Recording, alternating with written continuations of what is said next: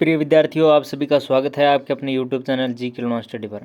आज हम करने वाले हैं राजस्थान बीएसटीसी 2022 के लिए राजस्थान सामान्य ज्ञान के बहुत ही इंपॉर्टेंट प्रश्न, जो कि राजस्थान के प्रत्येक एग्जाम के लिए इंपॉर्टेंट होने वाले हैं।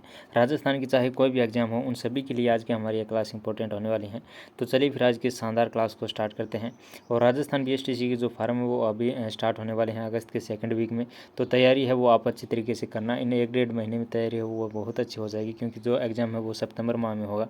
तो चलिए फिर आज की शानदार क्लास को स्टार्ट करते हैं। और आज का हमारा 1 नंबर प्रश्न है, पृथ्वीराज रासो का रचनाकार कौन था? पृथ्वीराज रासो के रचनाकार कौन थे? चंद्रवरदाई, हरिहर, नागरचंद या रन्ना? पृथ्वीराज रासो के जो रचनाकार थे वो चंद्रवरदाई थे। तो जो हमारा ए नंबर ऑप्शन वो एकदम सही हो जाएगा कि पृथ्वीराज रासो का रचनाकार कौन था? चंद्रवरदाई। और आज का हमारा 2 नंबर और बहुत ही शानदार प्रश्न है कि सबसे पहले किसने राजपूतों की उत्पत्ति के संबंध में अग्निकुल या अग्निवश सिद्धांत का प्रतिपादन किया?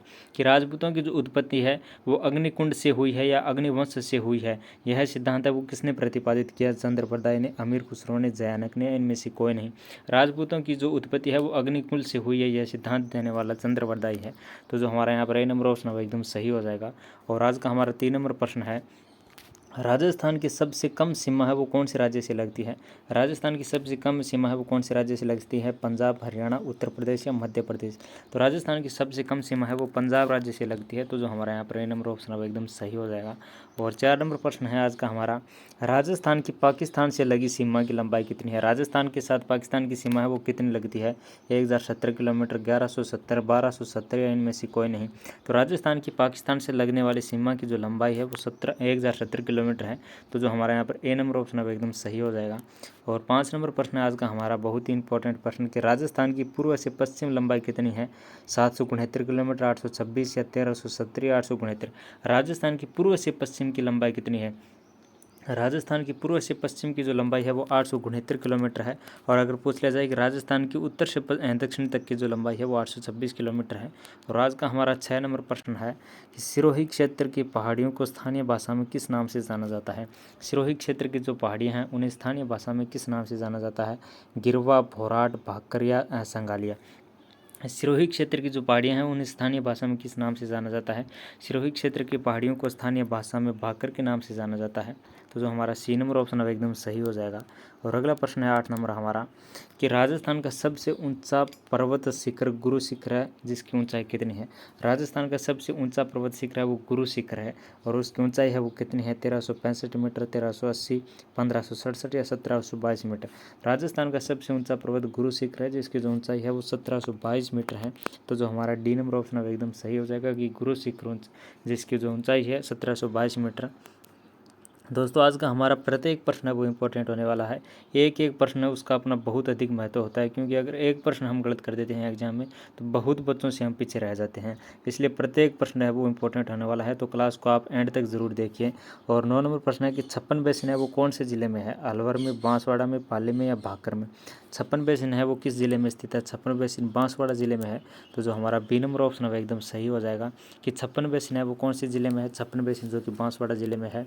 और 10 नंबर प्रश्न है आज का हमारा, पश्चिमी मरुस्थल राजस्थान के लगभग कितने क्षेत्र को घेरे हुए हैं? पश्चिम मरुस्थल है वो राजस्थान के लगभग कितने प्रतिशत क्षेत्रफल पर है? 60% से अधिक, 30% या 40 या 50? पश्चिमी मरुस्थल राजस्थान के लगभग कितने क्षेत्र को घेरे हुए हैं? पश्चिम मरुस्थल है वो राजस्थान के लगभग 60% से अधिक क्षेत्र को घेरे हुए हैं। तो जो हमारा यहाँ पर ए नंबर ऑप्शन है एकदम सही हो जाएगा। और अगला प्रश्न है आज का हमारा 11 नंबर प्रश्न कि राजस्थान के किस क्षेत्र में विंध्य पठार का विस्तार है? राजस्थान का वह क्षेत्र जहाँ पर विंध्य पठार का विस्तार है, उत्तर पूर्व, दक्षिण पूर्व, दक्षिण या दक्षिण पश्चिम? राजस्थान के कौन से क्षेत्र में विंध्य पठार का विस्तार है? राजस्थान के दक्षिण पूर्व के क्षेत्र में विंध्य पठार का विस्तार है। तो जो हमारे यहाँ पर बी नंबर ऑप्शन एकदम सही हो जाएगा। और आज का हमारा 12 नंबर प्रश्न है कि सापेक्षिक दृष्टि से राजस्थान के निम्न भू आकृतिक प्रदेशों का भाग जो अस्पष्ट अधर प्रवाह का क्षेत्र है, अस्पष्ट अधर प्रवाह का क्षेत्र कौन सा है? राजस्थान का दक्षिण पूर्वी, उत्तर पश्चिमी, दक्षिण पश्चिमी या उत्तर पूर्वी? अस्पष्ट अधर प्रवाह का राजस्थान का जो क्षेत्र है वो दक्षिण पश्चिम का क्षेत्र है। तो जो हमारा यहाँ पर सी नंबर ऑप्शन है एकदम सही हो जाएगा। और अगला प्रश्न है आज का हमारा 13 नंबर प्रश्न, अरावली श्रेणी की दूसरी अधिकतम ऊंचाई चोटी है। अरावली श्रेणी की जो पहली सबसे ऊंची चोटी है वो है हमारी गुरु शिखर। जो दूसरी ऊंचाई वाली चोटी है वो कौन सी है? जरगा, तारागढ़, अचलगढ़ या शेर। तो अरावली पर्वत श्रृंखला की दूसरी ऊंचाई की जो चोटी है वो शेर है, जिसकी जो ऊंचाई है वो 1597 मीटर है। 1597 मीटर शेर चोटी की ऊंचाई है, जो कि 2 नंबर पर है सर्वाधिक ऊंचाइयों में। और अगला प्रश्न है, तो जो हमारे यहाँ पर डी नंबर ऑप्शन है एकदम सही हो जाएगा। और अगला प्रश्न है आज का हमारा 14 नंबर प्रश्न कि अरावली पर्वत श्रृंखला दक्षिण पश्चिमी राजस्थान की किस जिले से प्रारंभ होकर उत्तर पूर्व की ओर जाती है?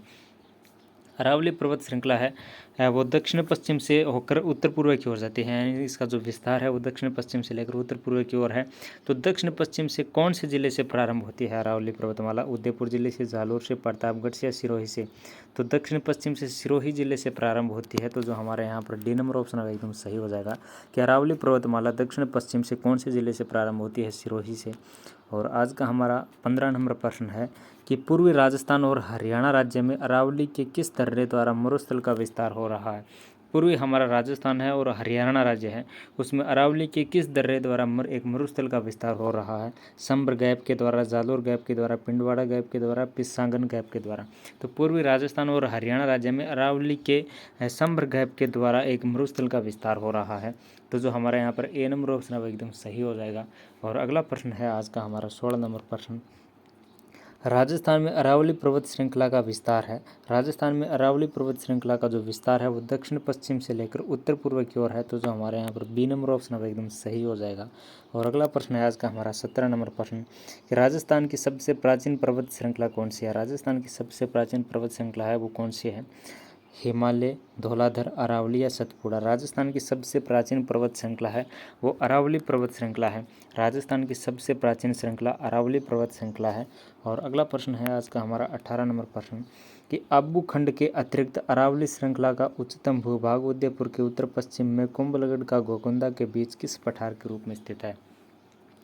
आबू खंड है, इसके अलावा अरावली श्रृंखला का जो उच्चतम भाग है और उदयपुर के उत्तर पश्चिम में कुंभलगढ़ का जो गोगुंदा है उसके बीच के जो पठार है उसे कहाँ पर स्थित है? हाड़ौती पठार, दक्षिण पूर्वी राजस्थान का पठार, दक्कन का पठार या भोराट का पठार?